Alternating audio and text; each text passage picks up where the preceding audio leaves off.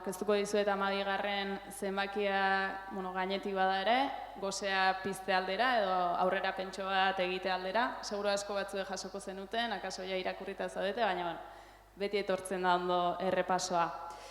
Etxe bat bizitzarena, istorio bat herriarena, izenburu hori jarri diogu, 12. aldizkariari. Gero nahi baduzue hemen duzue ikusteko, ale batzuk ekarri ditugu. Ohiko moduan gogoz eta mimoz aritu gara lanean, ariketari zailena askotan gaiak aukeratzea izaten da, eztabaida potoloenak hitzik parre egiten du. Horretan izaten ditugu, erabakiak hartu eta orekak mantentze horretan, ez? Eduki politiko sakona, baina freskotasuna, gai berriak, baina egunerokoan daudenak, irudiak, baina argazkiak, eta horri biltzen gara orekak egiten edo dantza horretan. Eta oraingoan, hauxe izan da emaitza, Oier Zunigaren ilustrazioek ondo jasotzen duten bezala, batetik aterpe baten truke itxulapikoak edo txerritxoak usteak zer dakarren landu dugu, bestetik ardilarruz mozorrotutako bibote eta gorbatak landu ditugu, eta jendartea mugiarazi nahi duten bozgorailu beretsuak ere bai. Beste modu batera esan da, etxe bizitzaren auzia landu dugu, eskuin mutur berria eta storytellinga eta honek politikan duen garrantzia jorratzen saiatu gara. Etxez, bizitzez, istorioez, eskubidez, eskuineko bidez, aritu gara editorialean jaso dugun bezala. Eta nola diren gauzak, momentu honetan akaso inoiz baino gehiago gurutzatzen dira hiru gai hauek gure egunerokoan, zenbakian bezala. Etxe bizitzaren kasuan, etxe bizitza legea eta eremu tentsionatuen inguruko gaia pilpilan daukagu. Gazten emantzipazio datuek eta horretarako ezintasuna ere nabaria da, duela gutxi atera berri da datu bat, ez? Hego Euskal Herriko gazteek Europako emantzipazio datuen erdia, baino gutxiago, ehunekoetan gutxiago ematen dute. Edo, neguan gaude eta etxegaben egoera ere muturragokoa da, ez? Momentu hauetan. Eskuin muturrari erreparatzen badiogu berriz, ikusten ari gara, Trumpen berragerpena eta gorakada hauteskunden aurreko primarietan, Milleiren garaipena Argentina, edo Europan eskuineko zenbait indarrek izan duten gorakada, ez?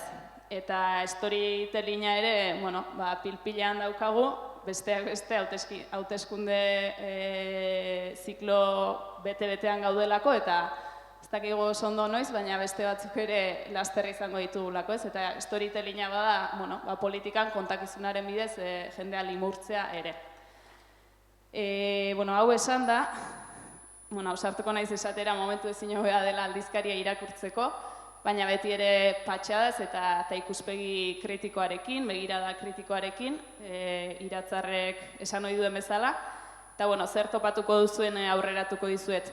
Ohiko ataletan batetik editoriala dugu, zenbakiaren errepaso orokorra edo norabidea kokatzen duena. Bestetik ohiko moduan txio-txioka atala ere badugu, akaso lehenengo irakurtzen duguna guztiok, edo susmo hori daukan ibintzat. Iruzkin politikoak, umorea, herri borrokak jasotzen dira bertan. Gero herriak ez du barkatuko atala daukagu, titularretan azken hilabeten errepasoa egiten duguna. Aporia talean berriz, tentsioen inguruan ibiltzen gara, eta oraingoan jendartea aldatu edo jendartera moldatu tentsio horri heldu diogu.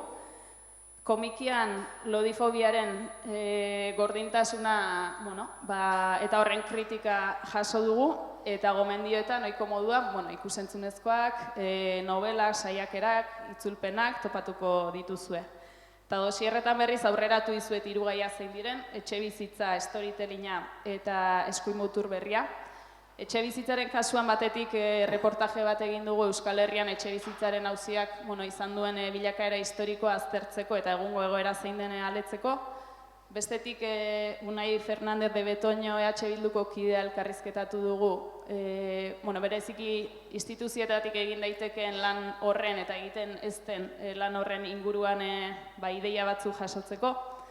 Infografian renta eta etxe bizitza gastuaren arteko infografia jaso dugu, Europako datuak dira, eta sinaduretan Iritikateko Izaskun Soto Lopezek aipatzen digu etxearen erdigunean bizitzak egon beharko lukeela eta kolektibak zer garrantzia duen horrez.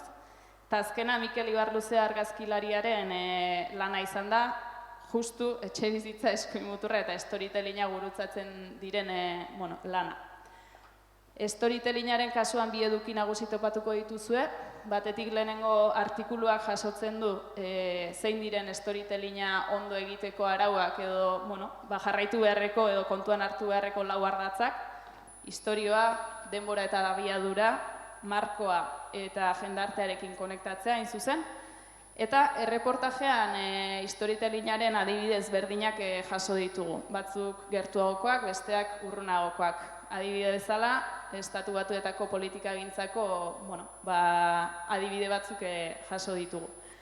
Eta azkenik, eskuin muturrarenean, eta ikerri pasako diotitzak, gehiago luzatu gabe, lehenengo erreportajean topatuko duzu pixka bat transgresioa, identidadea eta askatasun neoliberala uztartzen dituen edukia. Ondoren bi sinadura ditugu, June Iartza Ernaiko kideak eskuin muturraren aurrean feminismoak duen indarra jorratu du, eta bestetik, Floren Abizek, ez dut gehiagitze egingo, bestela kaso, gero idea lapurtuko dizkiot, eta Mileiren inguruko klabe batzuk, askatasuna, neoliberalismoa eta autoritarismoaren ingurukoak ekarri dizkigu, eta infografian, eskuin muturra Europan nola dagoen aztertu dugu, liderrak eta hauek duten babesa uztartuz.